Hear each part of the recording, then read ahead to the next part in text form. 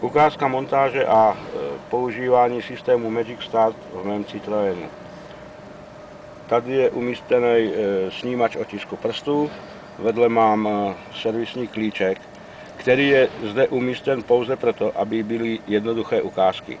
Ve skutečnosti se ten klíček namontuje někam na velmi nepřístupné místo, aby byla znemožněna zbytečná manipulace. Po zabudování systému do vozidla je systém nefunkční, protože v paměti nejsou žádné otisky. Ukázka: po zapnutí se rozsvítí obě ledky a pak začnou problikávat, což znamená, že systém je přichystaný na snímání otisku. Jelikož v paměti není nic uloženo, tak se rozsvítí červená ledka, jakože otisk je neznámý a auto se nestartuje. Teď naprogramujeme otisk prstu, takže prepneme klíček do programovací polohy a podržíme prst asi 5 sekund na snímači. Po ukončení programování několikrát zablikne zelená ledka a otisk je uložen do paměti.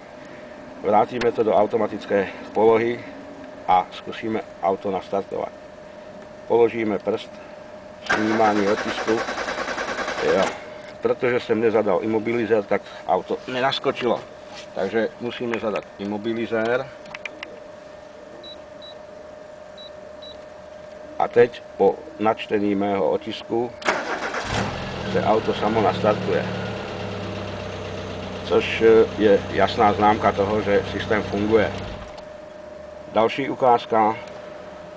Položím prst, který není uložen do paměti. Auto startovat nebude. Svítí červená, že otisk je neznámý. Znovu položím správný prst, auto se nastartuje. Po běhu motoru, když opětovně položíme prst, dojde k jeho rozeznání, ale motor běží a nic se neděje. Takže, kdo nemá otisk prstu v paměti, auto nenastartuje.